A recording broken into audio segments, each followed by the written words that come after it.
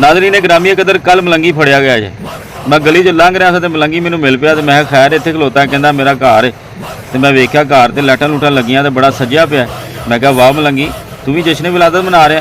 कहता नहीं कारी साहब मेरे निक्के भरा दा विआह ते उनकी खुशी दे विच शादी की खुशी च लाइयां होईयां। मैं कहा बड़े ज़ालम हो तुसीं यार निक्के भरा दे विआह ते लाइटां तुसीं ला सकदे जश्न विलादत ते नहीं ला सकदे। मैं कहा अज सवाल दा मेरे दा भी जवाब दे। कहता कि मैं कहा साहबा कराम ने अपनी शादियां ते या अपने बच्चियां दी शादियां ते लाइटां लाइयां सन कोई घर सजाए सन। कहता नहीं। मैं कहा फिर तू क्यों सजाया। आखिर खुशी का मौका है जी कर लेना चाहिए।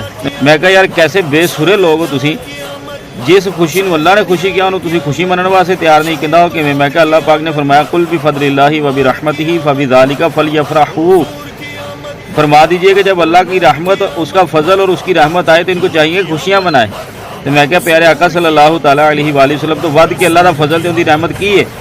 कहता कोई नहीं। तो मैं क्या फिर उस खुशी लाइटां नहीं ला सकते। कहता ला तो सकने पर जी तुसीं गल दसी। तो मैं क्या फिर जा अपने कारी साहब नूं कहीं जाके कि यार तुहाडी मेहरबानी ऐलान करो तो सारे अपने अपने घरां नूं सजाओ।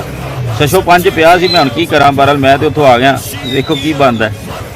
नज़ीर की आमद मुनीर की आमद बशीर की आमद ताहिर की